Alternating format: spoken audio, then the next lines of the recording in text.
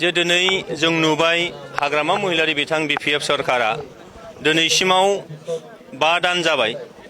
बे 5 दाननि गेजेरावनो दानथामनि गेजेरावनो जों नुदों जे गोबां माखासे जाथाय बिजाथायफोर माहारिफोरनि गेजेराव UPPL दोलोआ प्रमद बर' बिथांनि दैदेननायाव 35 लाख मानसिखौ लानानै जिबायदि मोनसे गोजोन थासारि लाबोनानै 26टा जाथि माहारिफोरनि गेजेराव अनलायनाय फोथायलायनाय सहायलायनाय लाबोदोंमोन बिश्वास मोनसे लानानै फैदोंमोन।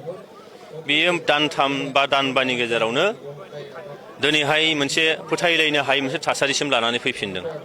दा दिनै 35 लाख सुबुं माहारिया दिनैहाय गिख्रांनाय मोनदों, नोगोरारिफ्रा गिख्रांनाय मोनदों जे दिनै मा जाबावगोन।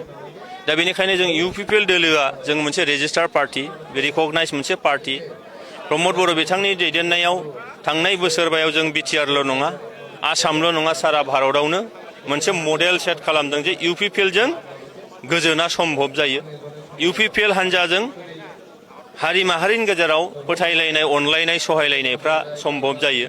दा बेनिखायनो फैबाय थानाय बिधान सभा बिसायख'थिया बावलिया। बे बिसायख'थियाव जोङो UPPL हिसाबै गोख्रोङै गसंथागोन आरो जोङो BTRनि मडेलखौ जोङो आसाम लेभेलाव लानानै थांनांगौ।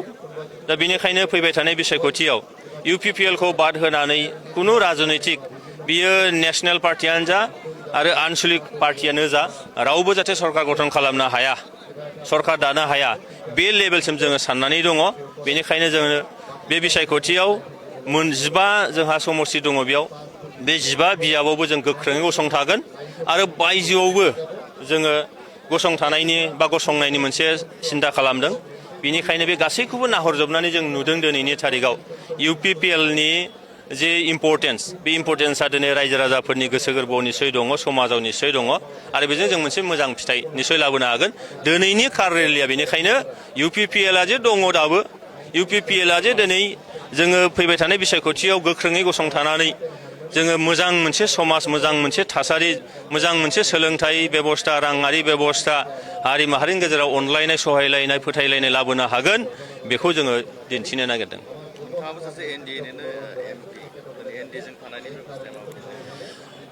नाय जे दिनैहाय जोंनि एलायन्सआ सेन्ट्रेल लेभेलाव आरो सेन्ट्रेल लेभेलाव जोंहा 29 सिम एलायन्सआ दङ। ओरैहाय आसामनि बेलायाव नायोब्ला जोङो पस्ट इलेक्शनसो जादोंमोन, प्रि इलेक्शन नङा, पस्ट इलेक्शन एलायन्स जादोंमोन। बोसोरबानि थाखाय बे बोसोरबाया दिनै जोबनानै थांदों। दा बेनिखायनो थांनाय काउन्सिल इलेक्शनावबो बे एखेयानो जादों।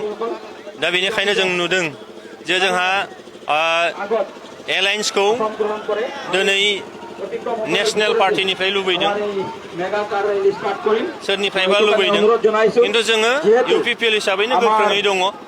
सोरजोंबा माबा एलायन्स जायोबा जाबाय, खिन्थु जों गावनो गाव गसंथानानै मोजां मोनसे फिथाइ लाबोनो नागिरदों बे फैबाय थानाय बिसायख'थियाव।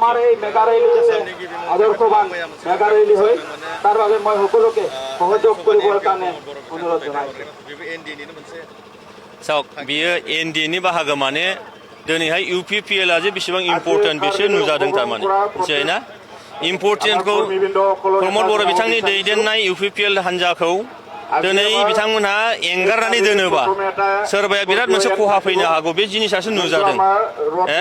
जुदि जोंहा जुदि इम्परटेन्टआनो गैलामोनबा बे खोथाखौलाय मानोथो बुंनोमोन। बेखायनो दिनै UPPLआ जेरावबो दिनै गोसो गोरबोआव हाबनानै दं। UPPLआ दिनै बे 35 लाख जनसाधारनखौ दिनै हमथाना लाखिनो हानाय गोहो दङ। 15टा समस्तिनि बायजोआवबो आरोबाव जोंहा माखासे गोहोमफोर दङ। बे गासैखौबो नायजोबनानै दिनैहाय बिथाङा हयथ' बे बाथ्राखौ बुंदों। बेनिखायनो आं एसे सिगाङाव बुंनाय बाथ्राया बेनो जे दिनै UPPLआ सोरजोंबा एलायन्सनि बाथ्रा नङा, जोंखौ जे सोरनो नांगौ बेसो गिदिर गिदिर बाथ्रा जादों आरो बे लेभेलावनो जों दंबाय थायो।